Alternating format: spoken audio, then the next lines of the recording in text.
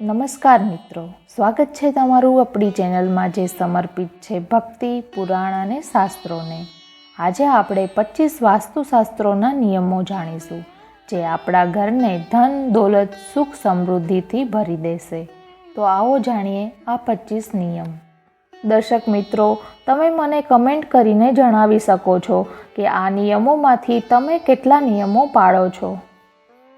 પહેલો નિયમ, સવારે ઉઠતાની સાથે ભગવાનનું નામ લઈ હથેળીના દર્શન કરવા, સ્નાન કરીને પૂજા પાઠ, ધૂપ દીપ અચૂક કરવા. બીજો નિયમ, પૂજા રૂમની સાફ સફાઈ સાપ્તાહિક જરૂર કરો અને ગંગાજળનો છંટકાવ પણ કરો. ત્રીજો નિયમ, ઘરમાં મંદિરમાં સવાર સાંજ ધૂપ દીપ અવશ્ય કરવા તથા ભજન પણ થોડા ટાઈમ માટે જરૂરથી વગાડવા જોઈએ.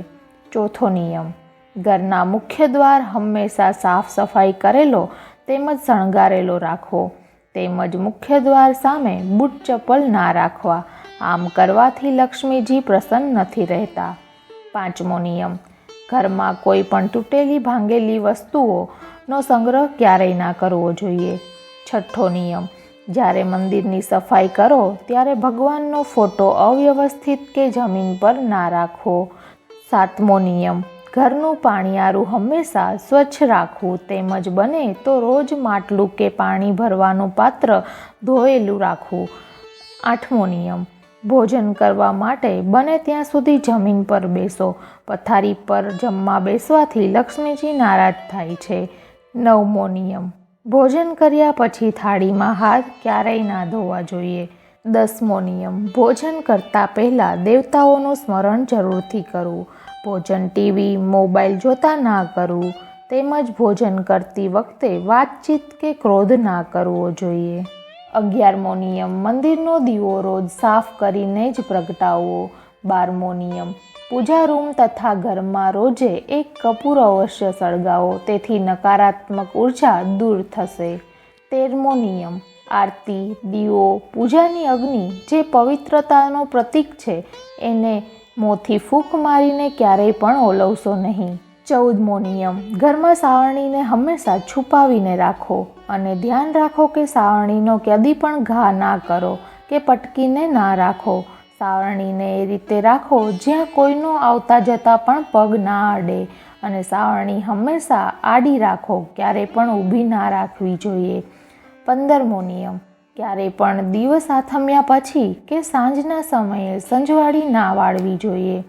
16મો નિયમ, સાંજના સમયે ધન, દહીં, મીઠું જેવી વસ્તુઓનું ક્યારેય દાન ના કરો કે ના કોઈને આપવું જોઈએ. 17મો નિયમ, મીઠાને ઢોળાવા ના દો. ઢોળાય છે તો એને ક્યારેય પગમાં ના આવવા દો. સાવરણીથી ના વાળવું, કોઈ કપડાં કે હાથથી જ સાફ કરવું.